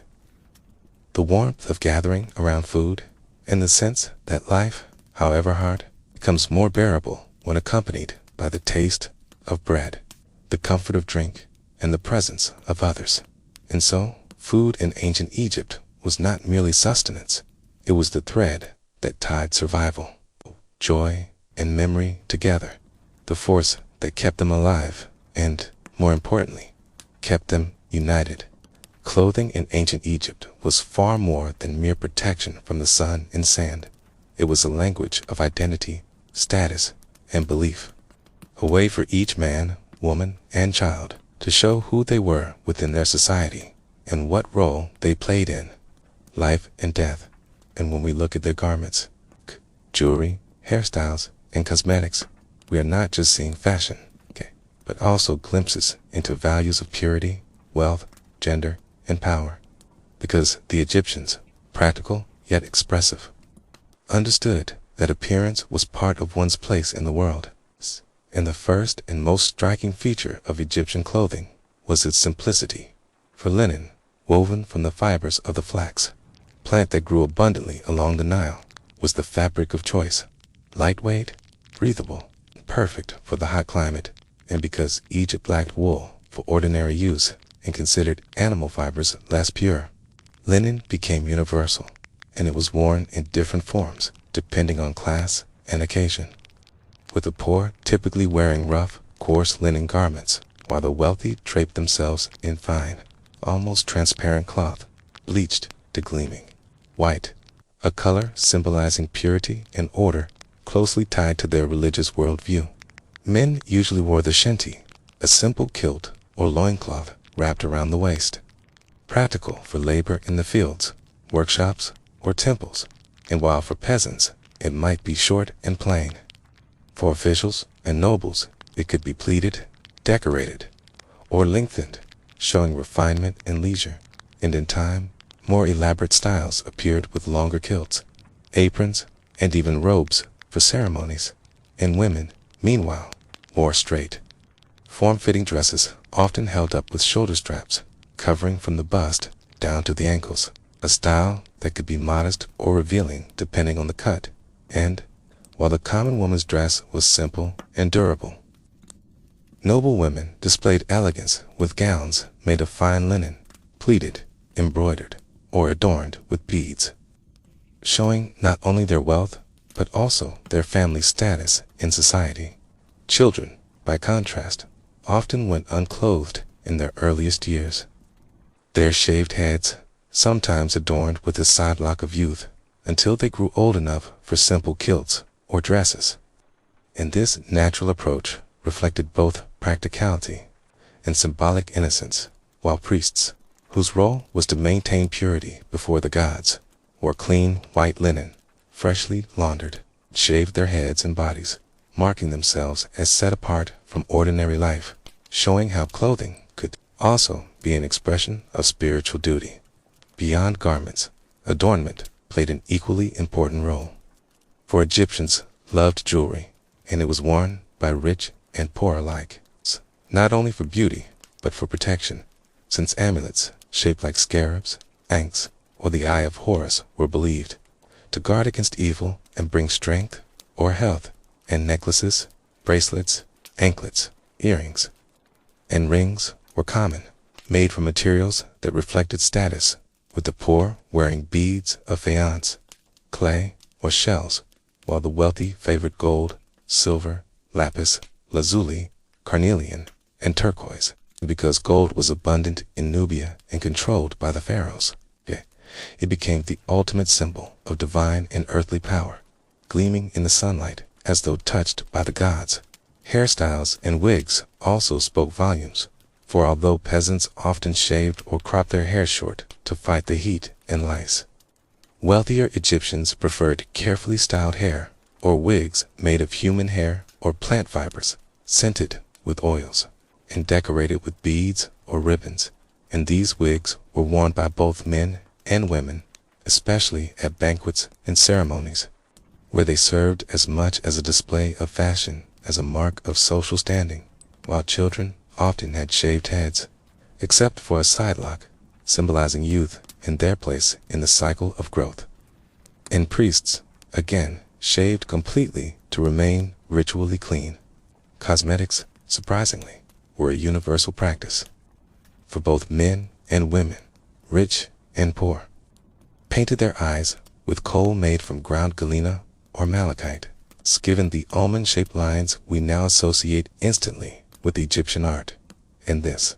was not only for beauty, but also for practicality, since the dark pigment reduced glare from the sun and protected eyes from infection, while scented oils and perfumes made from lotus, myrrh, and frankincense softened the skin and masked the sweat of the hot climate, and red ochre was sometimes used as rouge for lips and cheeks, especially among women of higher class, showing us that self-presentation was an art that touched every level of society. But clothing and adornment were never only about appearance. They were also about meaning, because what one wore reflected not just wealth, but also cosmic order. Known as mat, the principle of balance, purity, and harmony, and white linen, gold jewelry, kohl-lined eyes, and shaved or styled hair were all part of aligning the individual with this ideal, and for the dead, clothing and adornment were equally important. Since mummies were wrapped in linen, provided with jewelry, wigs, and amulets to carry into the afterlife, ensuring that they would not only be protected, but also presented in eternal beauty before the gods, reminding us that for Egyptians, identity was not left behind at death. It carried forward forever. Social differences were clear in dress and adornment, yet certain traditions were shared across classes, because while only the wealthy could afford gold and imported gems, even the poor valued faience beads and simple amulets, and, while elite, gowns were finely pleated and translucent. The basic linen kilt remained a constant from peasant to noble, showing that Egyptian fashion, though shaped by status, was also united by common materials and styles, much like their shared diet of bread and beer, which varied in refinement, but not in essence. Festivals and ceremonies offered further chances for clothing to speak. For during religious rituals, priests wore leopard skin cloaks over linen, a powerful symbol of divine authority, while pharaohs dressed in elaborate regalia with crowns, headdresses, and false beards, each piece carrying deep meaning. The double crown showing dominion over Upper and Lower Egypt. The uraeus serpent on the brow symbolizing protection and power, and the crook and flailed across the chest marking kingship. And queens, too, had their own iconic adornments, wearing vulture headdresses or elaborate wigs adorned with diadems, representing fertility, protection, and majesty. And together, these garments and symbols told stories that everyone in Egypt understood, because they were not just costumes. They were the very language of rule and divinity. When we imagine an ordinary day in an Egyptian village, we might see a farmer in a simple linen kilt, barefoot, carrying tools to the fields. His wife in a straight dress, perhaps with a string of faience beads around her neck. Their children, unclothed, playing freely under the sun. And when we shift our vision to a banquet in Thebes, we might see nobles reclining, wigs perfumed, linen gowns almost transparent, golden collars shining, can musicians with painted eyes plucking harps while dancers move gracefully. Okay. In both scenes, though vastly different in wealth, reveal how clothing and adornment created identity, tied people to their roles, and offered beauty even in hardship. Archaeological discoveries, from painted tomb walls to preserved wigs, jewelry, and linen fragments, confirmed these details,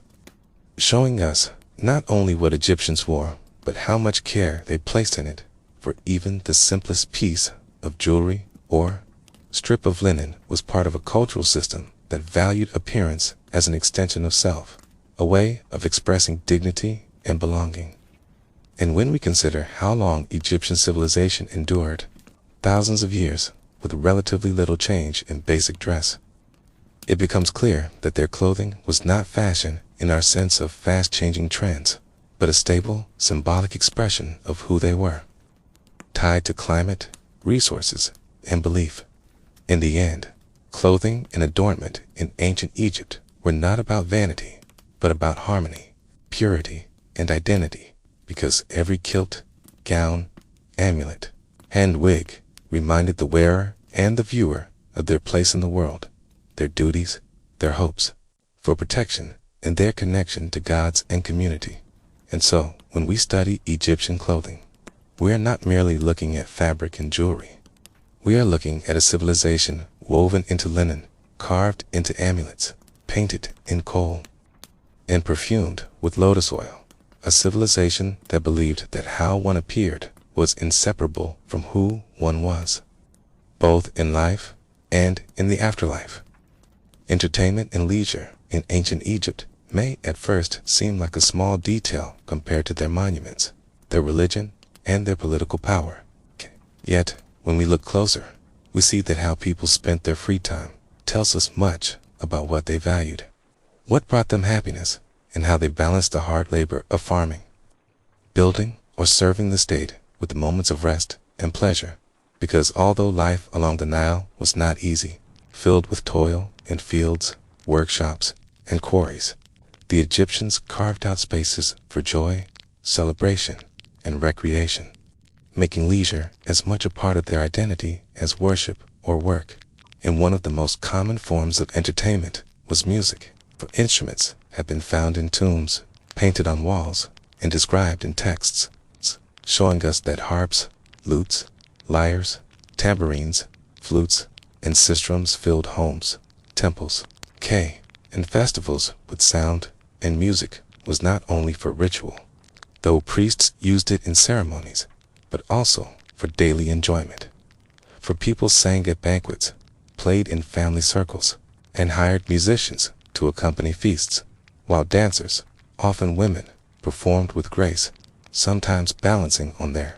toes or moving with rhythmic steps, and acrobats entertained crowds with somersaults, balancing acts, or feats of flexibility, showing that performance was a valued art, both sacred and secular.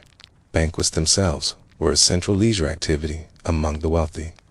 held to celebrate festivals, marriages, or simply to display hospitality. And these gatherings were more than meals. They were occasions filled with food, drink, conversation, music, dance, and games, where guests reclined on low couches, while servants brought trays of bread, roasted meats, vegetables, fruits, and the ever-present beer and wine. And at such banquets, women often wore cone-shaped headpieces made of scented wax, slowly melting through the evening, releasing fragrance into the air, and guests, sometimes, drank enough to loosen their speech and behavior, something depicted humorously in tomb art, showing servants helping drunken guests home, reminding us that even in a society often remembered for its order and solemnity, laughter and indulgence had their place. Games were another beloved form of entertainment, and the most famous of these was Senet, a board game found in countless tombs, played on a rectangular grid of 30 squares, where pieces moved according to dice-like throws of sticks. And though, at first, it was likely a casual pastime, over time, Senet gained deep symbolic meaning, representing the passage of the soul through the dangers of the afterlife toward eternal peace, making it both fun and spiritual. And other games included men, the game of the snake, played on a spiral board, K, and hounds and jackals, up, race game using pegs, while children played with toy dolls, spinning tops, and balls made of papyrus or leather, reminding us that leisure was enjoyed across all ages. Sports and physical games were equally important, and many forms of athletic activity existed, often tied to training for war or hunting, but also enjoyed simply as contests of strength and skill. And evidence shows wrestling, boxing, archery, rowing, and swimming, while scenes on tomb walls depict boys tumbling in playful contests or groups of men competing in organized bouts, and stick fighting, sometimes called mock combat, was a popular game, especially among youths, testing agility and courage, while hunting itself, though often necessary for food, was also a form of sport among the wealthy, who pursued gazelles, birds, or hippos with bows, nets, and throw sticks, accompanied by dogs, and fishing too, whether with nets or harpoons, could serve as leisure as much as labor, providing both food and excitement. Festivals, however, were the grandest expressions of entertainment in Egypt, celebrated throughout the year to honor gods, mark the seasons, or commemorate great events. And these festivals, often tied to the cycles of the Nile, brought communities together with processions, music, dancing, feasting, and rituals. And one of the most famous was the festival of Oped in Thebes, when the statues of the gods Amen, Mut, and Khonsu were carried from Karnak to Luxor in great ceremonies accompanied by priests, musicians, and crowds,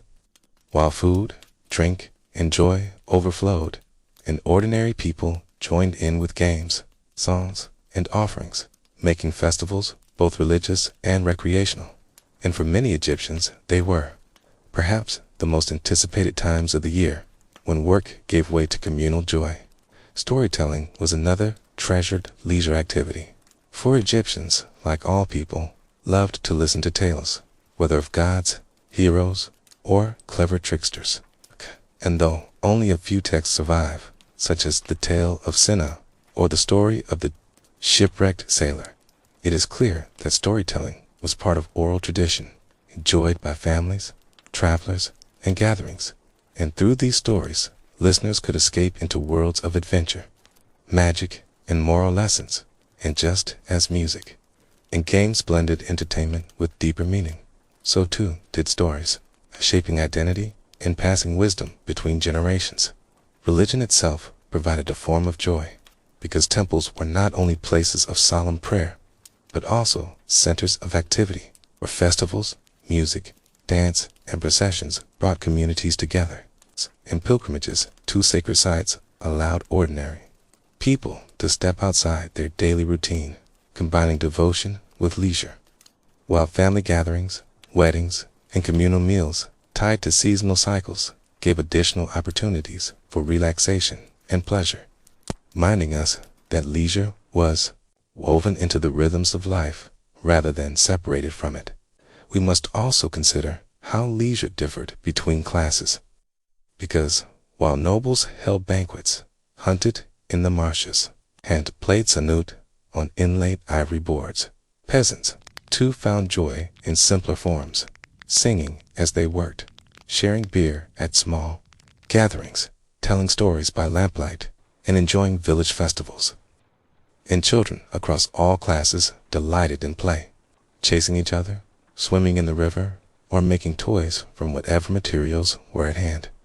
showing that though wealth shaped the scale of leisure, the desire for joy was universal, and the Egyptians, perhaps more than some societies, embraced it as a natural part of existence. Pets and animals also played a role in entertainment, for Egyptians loved cats, dogs, monkeys, and birds, keeping them not only for practical use, but also for companionship and amusement. In some families, trained monkeys to perform tricks or kept exotic pets as curiosities, while children, no doubt, found joy in their company. Making leisure not just about human activities, but also about bonds with animals, has held both practical and emotional significance. Art and personal adornment could also be considered leisure, since painting, carving, bead making, and cosmetics were not always work, but also ways of expressing creativity and pleasure. In tomb scenes, show women applying perfume, men admiring jewelry, and artisans shaping toys or musical instruments, all of which reflect how daily life contains spaces for beauty, enjoyment, and relaxation, not only duty. When we imagine leisure in ancient Egypt, we should picture a spectrum, from peasants singing while drinking beer in a village courtyard, two children splashing in the Nile, two nobles reclining in gardens shaded with sycamores, sipping wine, playing senna, listening to harpists and flutists, while dancers moved gracefully before them. In priests preparing for festivals that would transform entire cities into centers of joy, music, and devotion. Because, for Egyptians, leisure was not separate from life, but a vital part of it, affirming their humanity and balance with the world around them. In the end, what stands out most about entertainment and leisure in ancient Egypt is not simply the variety of activities, but the way in which they blended joy with meaning. Because their games could symbolize the journey of the soul, their festivals could honor gods while uniting communities. Their music and dance could serve ritual and delight, and even their banquets, with all their food, drink, and laughter, could remind them of the fleeting nature of life, encouraging them to seize joy in the moment. And this balance of duty and delight, of order and pleasure, may be one reason their civilization endured so long. For they understood that while labor built temples and fields sustained life, it was music, stories, laughter, and play that made life worth living. And in this way, the Egyptians found joy, not in excess, but in balance, weaving leisure into the fabric of their daily existence. Just as surely as they wove linen for clothing, or shaped bread from their ovens, leaving us a timeless lesson that happiness, like the Nile, must flow through life if a people are to flourish. When we come at last to the end of our long journey through the daily lives, beliefs, and customs of ancient Egypt, it is worth pausing to consider what truly made this civilization so remarkable. Because while towering pyramids, golden tombs, and colossal statues capture the imagination, the deeper story lies in the people themselves. The farmers who rose with the sun to tend the fertile soil of the Nile, the craftsmen who shaped stone, wood, and precious metals into works that outlasted centuries, the priests and priestesses who filled temples with chants, offerings, and rituals that sought to bind humanity with the divine, and the children who played games, splashed in the river, and laughed just as children do today. For the endurance of Egypt is not only measured in monuments, but also in the rhythms of daily life, the moments of joy and sorrow, the balance between work and leisure, and the shared beliefs that gave meaning to existence. And if we reflect on the Nile, it's the ever-present heart of Egypt, we see how it symbolized this balance, 'cause its yearly floods brought both challenge and renewal, washing away the old, leaving behind the gift of silt, ensuring harvests, feeding families, and reminding all who lived along its banks that survival depended on patience, cooperation, and respect for the cycles of nature. The legacy of Egypt is one of continuity, a culture that endured for thousands of years, not simply because of military power or wealth, but because of its ability to create stability, weaving faith, duty, joy, and art into a system that allowed people to feel connected, not only to each other, but also to eternity itself. And whether through the rituals of mummification, it's the playing of Sanat, the telling of tales like the story of Sanat, or the celebration of festivals with music and dance, Egyptians lived their lives with a sense of order, which they called Mahat, the principle of harmony that held the universe together, ensuring that every act, great or small, had its place in the balance of existence. Even the smallest details of life reflect this legacy, such as the bread baked fresh each morning, the laughter at village gatherings, the careful application of coal to protect the eyes from the glare of the sun, or the training of children in skills that would one day sustain their households. 'Cause Egypt's greatness was not only in the grand gestures of kings and queens, but also in the daily choices of ordinary people. Its resilience and creativity made possible the civilization that still captures our imagination today. And when we step back and look at their monuments, like the pyramids at Giza, the temples of Karnak and Luxor, or the tombs carved deep into the Valley of the Kings, we realize that these are not just structures of stone, but also messages across time, declarations of faith in the afterlife, of confidence in the continuity of life, of a belief that though the body may perish, the soul endures. And in that sense, Egypt speaks to something universal within us all, the human desire for meaning, permanence, and connection beyond the fleeting moment. The story of Egypt is not simply ancient history. It is a mirror in which we see ourselves, for their hopes, their joys, their fears, and their dreams are not so different from our own. And as we reflect on how they found joy in music, laughter, in games, wisdom in stories, comfort in family, and inspiration in faith, we recognize that though the centuries separate us, the essence of being human has changed very little, reminding us that in the end, all civilizations, however mighty, are made not only of rulers and wars, but of people living their daily lives, leaving behind echoes of their existence in fragments of pottery, in walls covered with hieroglyphs, in tools worn smooth by use, handing stories carried across millennia. Egypt's eternal legacy is not just that it endured for over 3,000 years, but that it continues to speak to us now, whispering lessons about resilience, about balance, about the pursuit of harmony, and about the importance of finding joy, even amid hardship. And perhaps that is why Egypt has fascinated the world for centuries. Why travelers, scholars, and dreamers alike have looked upon its ruins with awe, sensing that within its sands lies not only the memory of a great civilization, but also a reminder of our own place in the flow of time. As we close this journey together, imagine the calm of the Nile at sunset, its waters glowing with the last light of the day. Farmers returning from the fields, children finishing their games, priests lighting lamps in temple courtyards, and families gathering around simple meals, all beneath the same stars that shine above us now, because in that image lies the essence of Egypt, timeless, serene, and enduring. And though the centuries have passed, though dynasties have risen and fallen, though empires have come and gone, Egypt remains, story continuing to inspire, to teach, and to remind us that greatness is not only built in stone, but also lived in the quiet moments of ordinary life. And with that thought, as we let the voices of the past fade gently into silence, I will leave you now to rest, carrying with you the peace of ancient Egypt, the calm of the Nile, and the timeless reminder that life, in all its challenges and joys, is a journey to be embraced with balance and meaning. Good night.